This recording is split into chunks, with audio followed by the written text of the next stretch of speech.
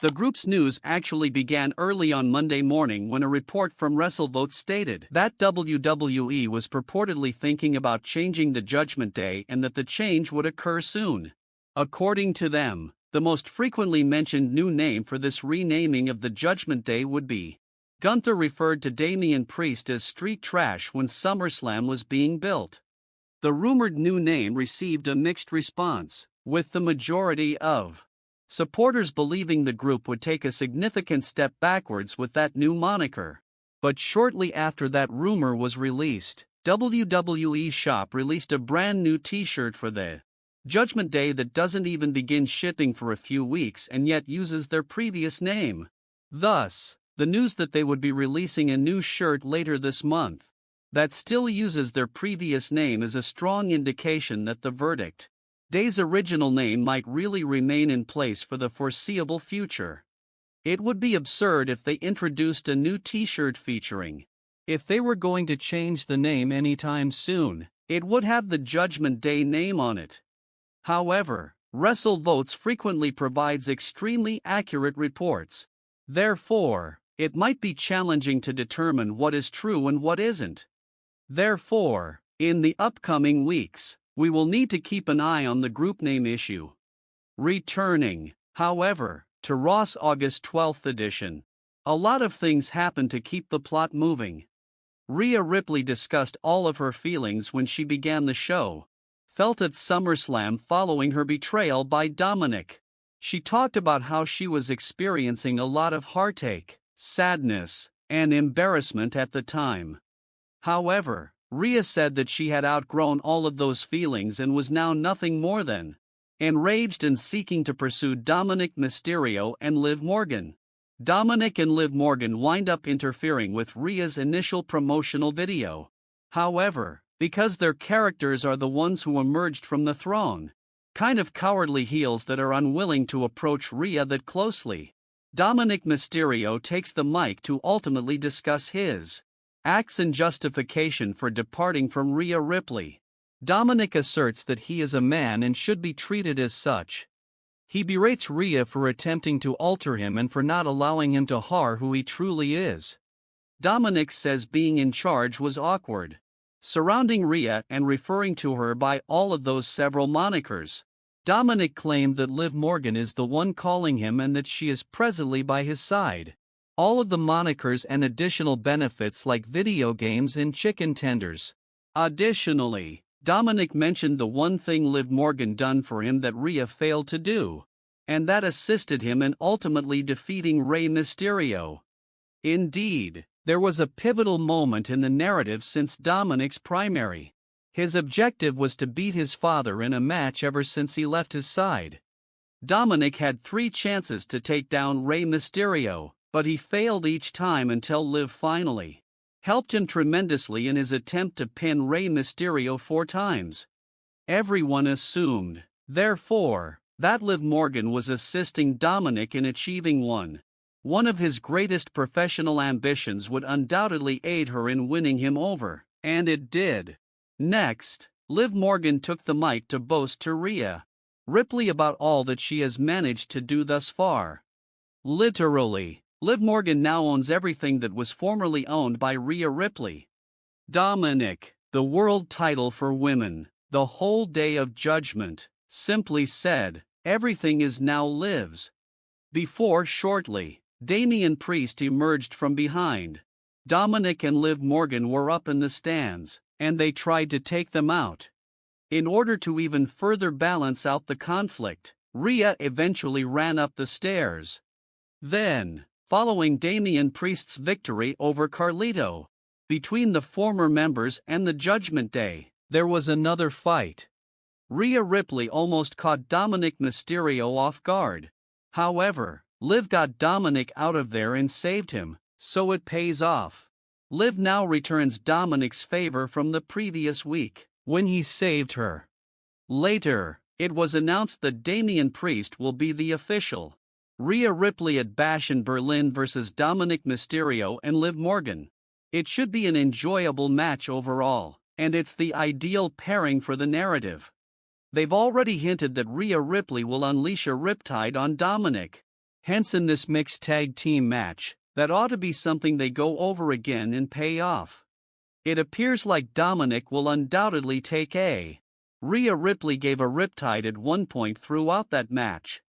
Additionally, it appears rather reasonable to anticipate that the remainder of the Judgment Day will involve the mixed tag team bout, hence even if it appears to be a fair 2-on-2 match on paper.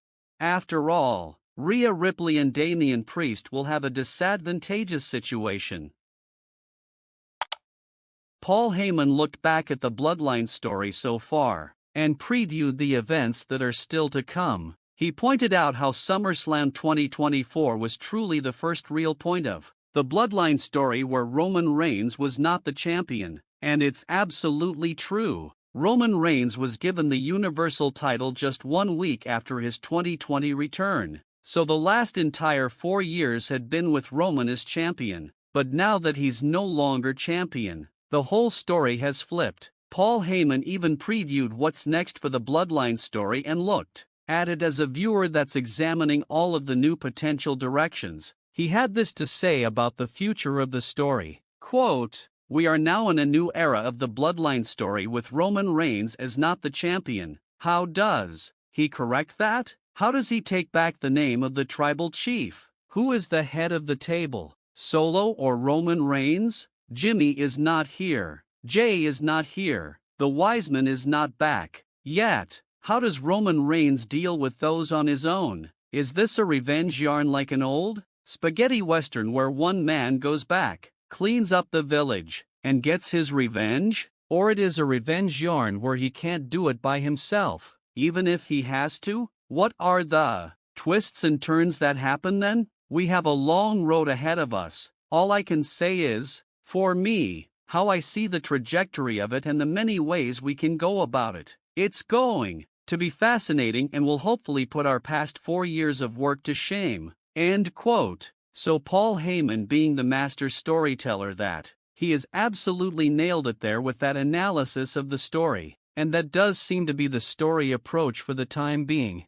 Roman has had several weeks now of embarrassing the new Bloodline, and making easy work of them all on his own. But the twists and turns could be that the numbers advantage eventually creeps up on Roman, and he simply can't overcome a 4-on-1 attack, and he's gonna need to rally some of his old troops back together to have a real chance against Solo's Bloodline. So Heyman has basically teased and previewed the story there, and that appears to be the direction they're headed in. Roman will eventually find himself recruiting everyone back to help him one by one. And in other Bloodline-related news, reports in several other outlets have been putting out lots of conflicting reports regarding the nature of Jacob Fatu's injury. Some say it's a real injury, others say it's just to keep Roman and Jacob from interacting for a little while, so no one knows the truth of what's happening there. But the positive side of things is that Jacob is reportedly set to return by the end of August, but real injury or not,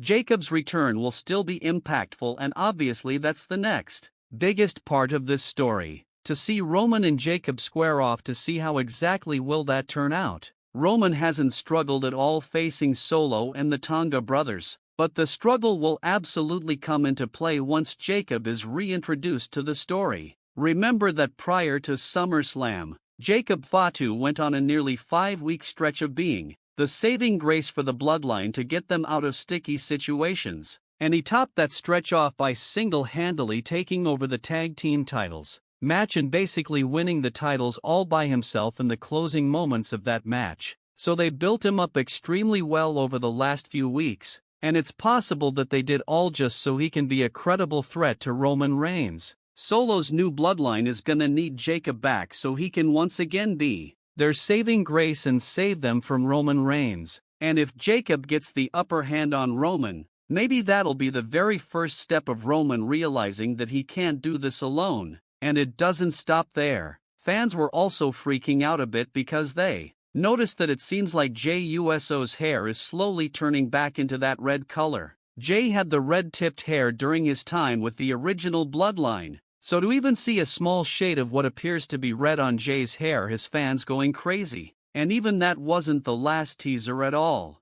right before Adam Pearce's conversation with Drew McIntyre on the August 12th edition of Raw. It sounded like Pearce was in the middle of working a trade out, possibly with Smackdown general manager Nick Aldis. We obviously didn't get to hear the other side of the phone call, but Pearce could be heard mentioning how it needs to be two guys, so the fans believe this must be a trade that's actively going on that will send two Raw superstars to SmackDown. The fans' best guess is that Adam Pearce could move Sami Zayn and Jey Uso to SmackDown to complete whatever trade it is that he's working on. Moving Sami Zayn and Jey Uso to SmackDown perfectly sets up the field for Roman to recruit Sami and Jey right back into the original bloodline. Roman can't really do that at the moment since Sami and Jey are on completely separate brands, but have this trade go through, and Roman will have his entire old squad on SmackDown, just waiting to be recruited by him again.